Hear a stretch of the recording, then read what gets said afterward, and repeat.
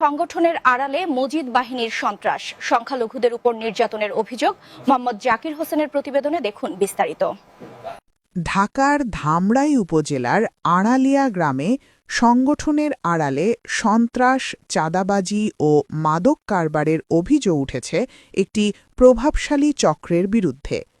স্থানীয়দের দাবি, দীর্ঘদিন ধরে এসব অপকর্মের সাথে জড়িত তথাকথিত মজিদ বাহিনী। অভিযোগ রয়েছে আড়ালিয়া গ্রামের বাসিন্দা আব্দুল মজিদ মিয়া ৫০, পিতা মৃত শুকুর আলী, বর্তমানে একাধিক মামলার আসামি হয়েও প্রকাশ্যে অস্ত্র নিয়ে ঘোরাফেরা করেন। স্থানীয়দের মতে, তার নেতৃত্বে গড়ে ওঠা এই বাহিনী এলাকায় আতঙ্কের পরিবেশ সৃষ্টি করেছে। শুধু তাই নয়, মজিদ মিয়ার ছেলে রাজু মিয়া ওরফে টুলুর বিরুদ্ধেও সাধারণ মানুষকে ভয়ভীতি প্রদর্শন ও নির্যাতনের অভিযোগ রয়েছে।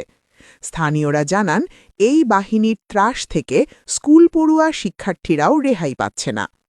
এই ঘটনায় স্বল্পাঙ্গ সম্প্রদায়ের সদস্য মিনা রানী বিশ্বাস ধামরাই থানায় লিখিত অভিযোগ দায়ের করেছেন।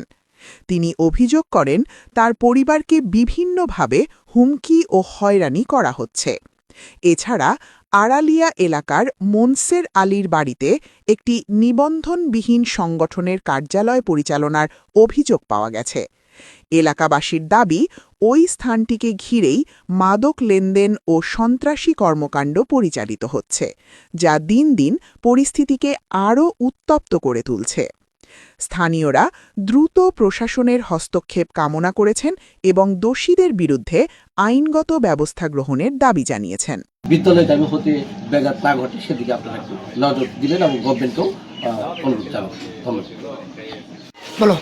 আমি এখানে আসছিলাম, আসার পরে আমার ভাইকে আটকাইছিল, আমি এটা দেখতে আইছি, পরে আমাকে আরো মারছে, ধাওটাও নিয়ে হামলা করতে চাইছিল।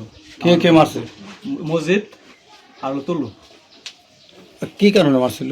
আমি এখানে কইছি যে কি হয়েছে, পরে আমাকে মানে মারছে, পরে কূপ দিতে আইছিল, পরে একজন ফেলে দিছে। ওই যে স্কুলে যাওয়ার জন্য যে বাধা দেয় বলে শুনলাম। স্কুলে যাওয়ার জন্য দাবড়ায় আমার বাড়িতে বেরোয় বেড়ে দেয় না, বাইরে বেরোতে না, না জায়গা জায়গা আটকায়। তুমি কোন স্কুলে পড়ো? রয়্যাল উচ্চ বিদ্যালয়। কোন ক্লাসে? 10।